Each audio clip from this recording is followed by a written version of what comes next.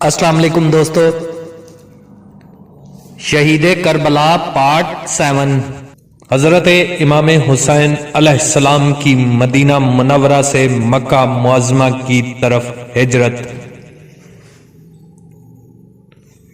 जनाबे इमाम हुसैन सलाम अपने जद्द अमजद हजरत मोहम्मद सल्लल्लाहु अलैहि वसल्लम,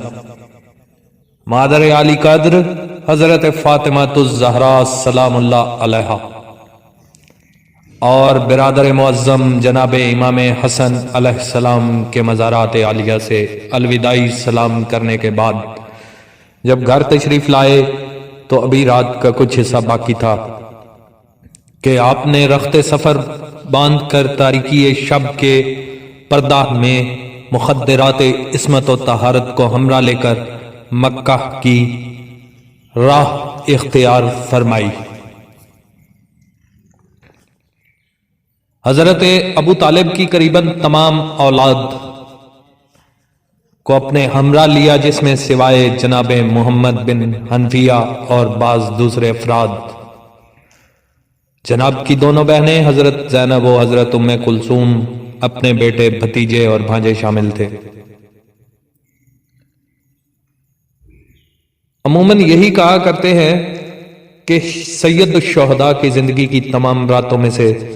सबसे ज्यादा सख्त और दुश्वार रात शबे आशूर थी, जिसमें आप बमाए अपने अहलो अय्याल के एक लको दिक और बेआबो गया सहरा में नरगाए आदा में घिर गए थे और इन पर इस तरह अरसा हयात तंग कर दिया गया था कि पीने का पानी भी बंद हो चुका था। मगर बईद नहीं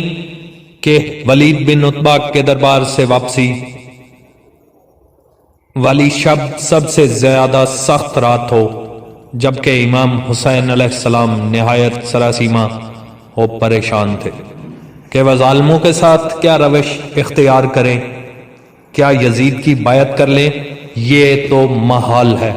कि अपने जद्द नामदार के हरम मदीना पाक में कयाम पजीर रहें। इस तरह दुश्मन बाआसानी आपका इस्तेसाल कर देगा। क्या जाए अमन मक्का मुकरमा की तरफ हिजरत कर जाएं, लेकिन यह सफर तन्हा इख्तियार करें या कसीरुल अदद कुंबा व कबीला के साथ अहलो अय्याल के साथ सफर,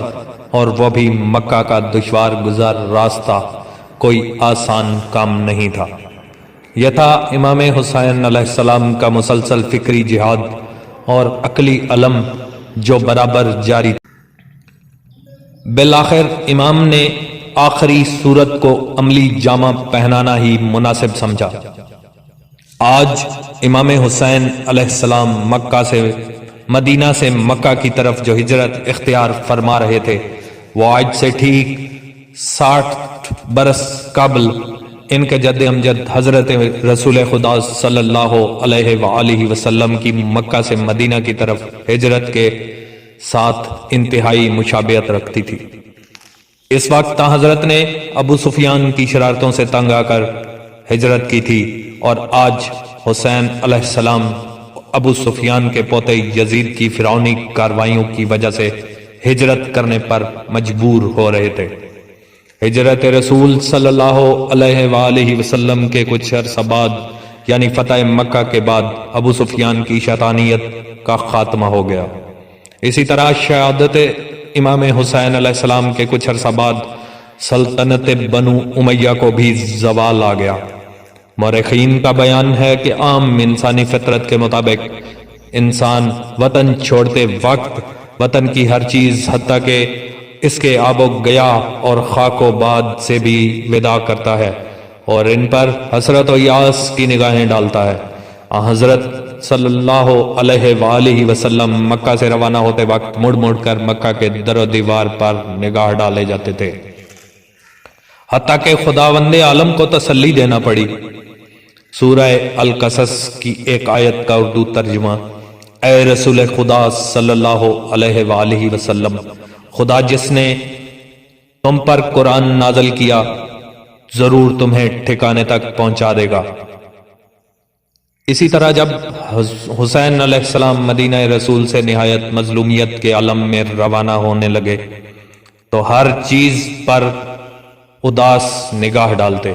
اور بار بار اپنے جد نامدار اور دوسرے بزرگوں سے وداع کرتے۔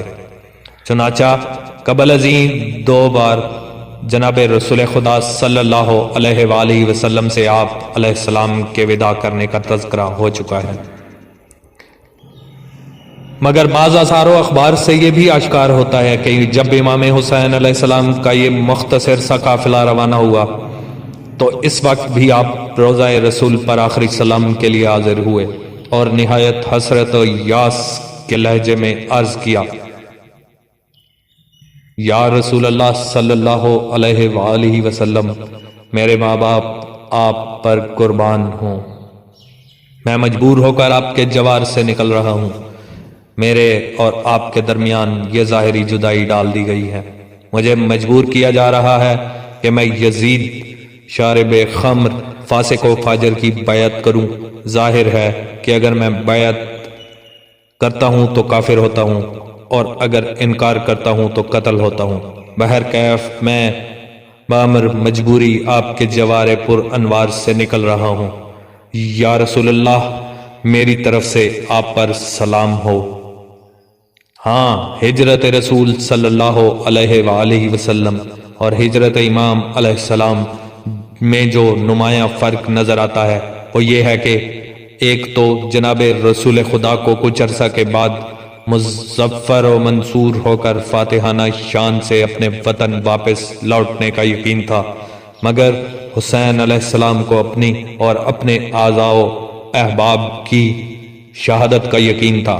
دوسرے یہ کہ جناب رسول خدا صلی اللہ علیہ وآلہ وسلم ہجرت کے وقت تنہا تھے، مگر حسین علیہ السلام کے ساتھ مخدرات عصمت و طہارت بھی تھیں۔